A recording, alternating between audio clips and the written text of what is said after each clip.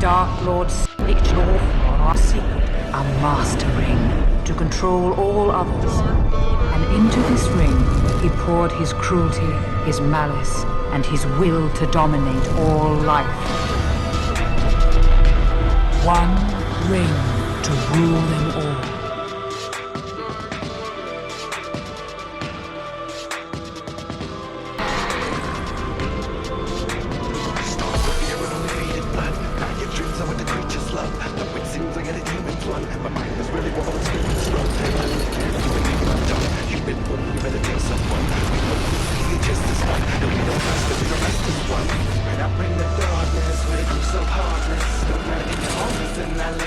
Everybody running on 2 feet and breathing my ears a target.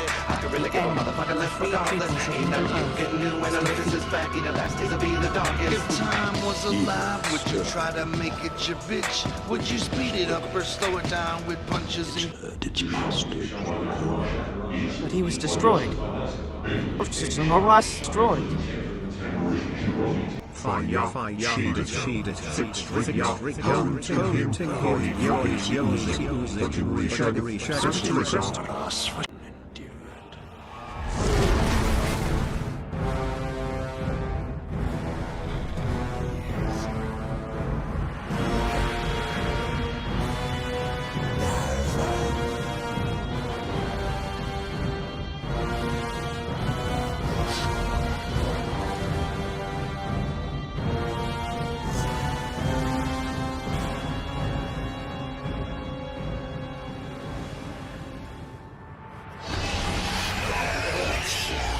You have no power here.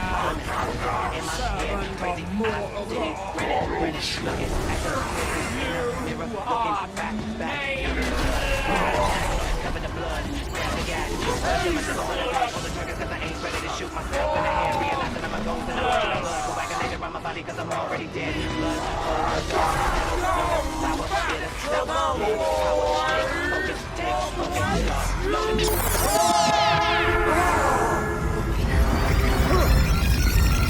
you go regulate. Bobbing on Lotus and I'm picking the truth. Nothing to lose with nothing to lose and much to gain. Ride together deep in your veins. Spread out the open artery and the blueprint we remain. We better show that know the bullshit that's us, but it is quite irrelevant. Right time to tell the force on celibate, and it all depends on who's getting it. Born again Christians, I don't miss shit. Time to bear witness, notice sick, disinfecting the business, cause of conditions, pray for forgiveness, stay on the business.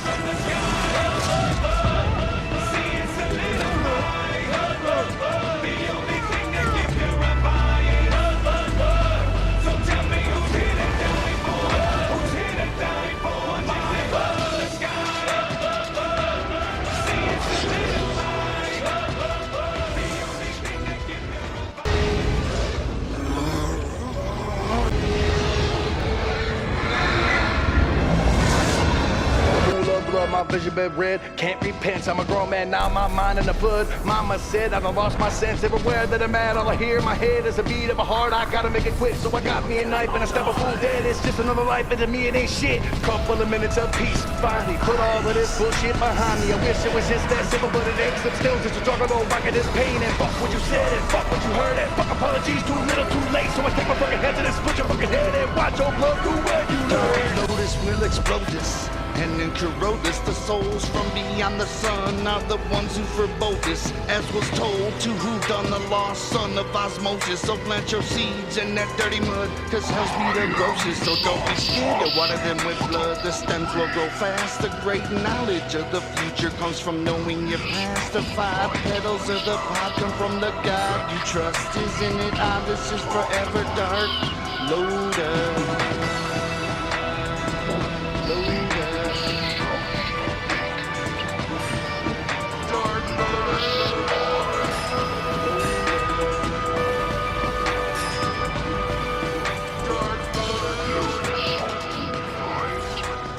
Holy sheep herders, Batguano, Batman, I've struck the gold mine.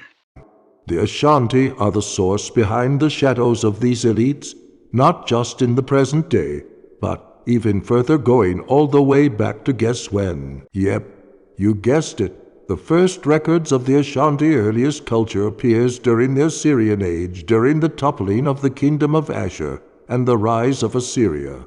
Here are the public records on this subject. Around the 1300th of BC, a high priest of the temple of Ashur became king and began the transformation of Ashur from a simple city-state to a kingdom through a series of successful military campaigns which saw Ashur extend its power and influence in Mesopotamia for the next 150 years. In order to consolidate their territory, the Assyrians first conquered the Mesopotamian nations in the proximity of Ashur, and under Assyrian king Shamashi-Adad I, they expelled the Amorites, securing Assyria's first recognized borders with Ashur as its capital.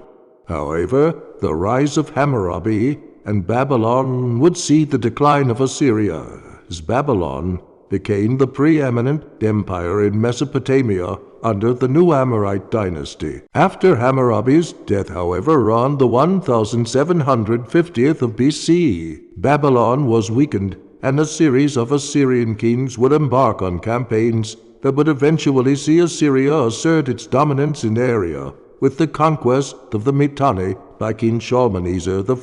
The Assyrians were infamous for their siege warfare and extreme punishments like impalement or flaying for those who had chosen to oppose the Assyrian war machine. They also deported conquered populations, which they dispersed to parts of the Assyrian Empire where their skills would be most utilized. For instance, the Bible's Old Testament records King Sennacherib's ruthless campaign against Israel and Judah and the deportation of the Jews. Eventually, Ashurnasirpal II extended Assyrian rule all the way to Canaan, with the empire reaching its peak under Sargon II around the 714th of BC. Subsequent Assyrian kings like Ashurbanipal admired the old Sumerian civilization and actively preserved Sumerian culture by collecting or copying ancient books written in Sumerian and Akkadian cuneiform script, which were brought to Nineveh and filed in the royal library.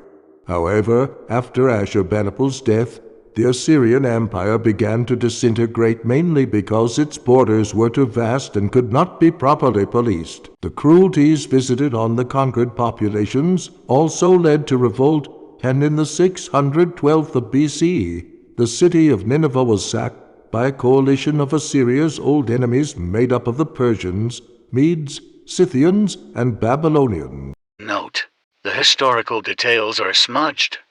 Sargon of Akkad's reign and conquest of the 32 nations occurred in 2400 BC. Sargon was the founding conqueror who was attributed to overthrowing Ashur and building the Assyrian kingdom from the ashes of Ashur. There was no temple priest who rose to become king of the Assyrians unless they are trying to say that this Shamshi-Adad I was Sargon, which also doesn't make sense considering his heir Sargon II, it says, reigned in 714 BC. So this whole historical narrative is corkscrewed. Let us take it step by step with other historical events to have occurred and add it together here. We have Sargon, who eventually became known in his spiritual exile as the Scorpion King, was betrayed and exiled into the deserts of Kandahar, where he was considered lost within the blur of a sandstorm and presumed dead.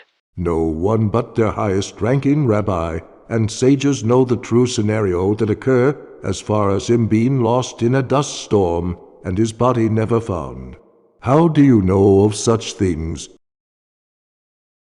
In case he survived somehow, they decreed him exiled as the Scorpion King and buried his name and truth of his reign under lie after lie, like sweeping dirt under a carpet to bury him, so that if he ever did resurface he had nothing to claim.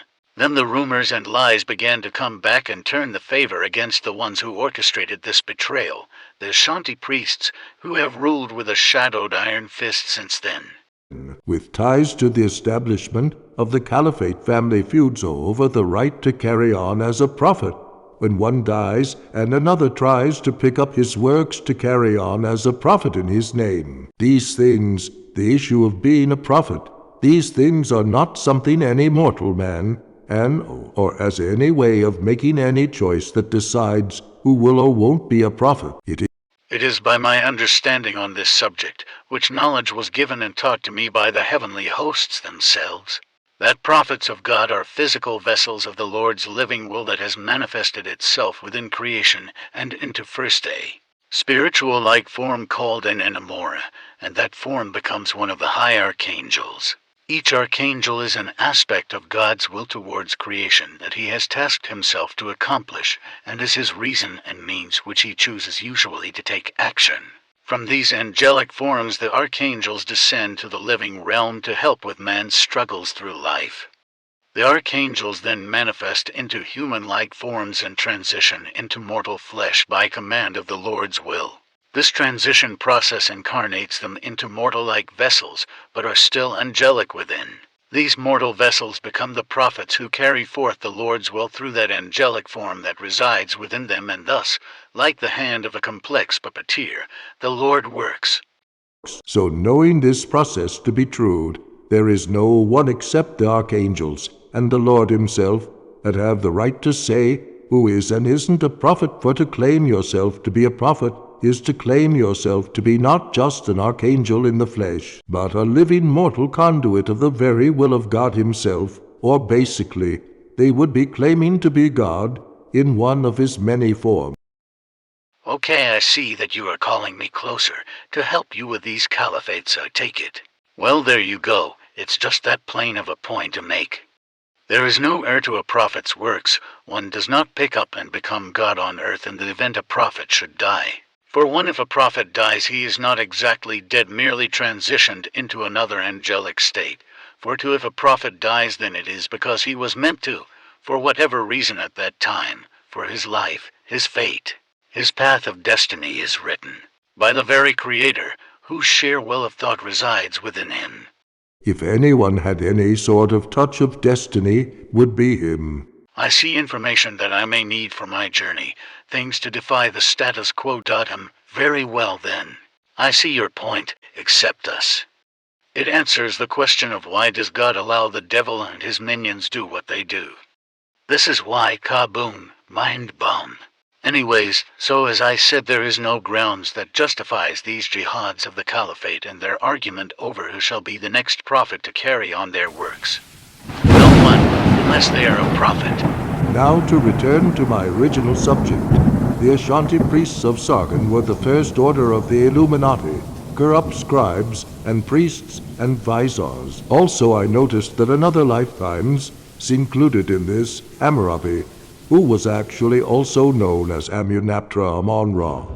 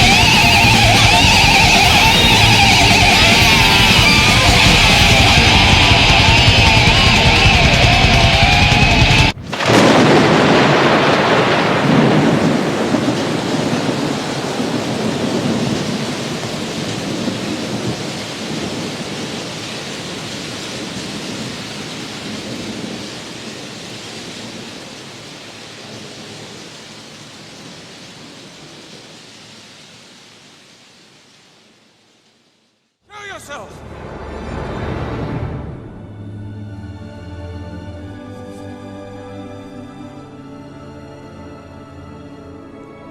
It cannot be. Forgive me. I mistook you for Saruman. I am Saruman. Rather Saruman as he should have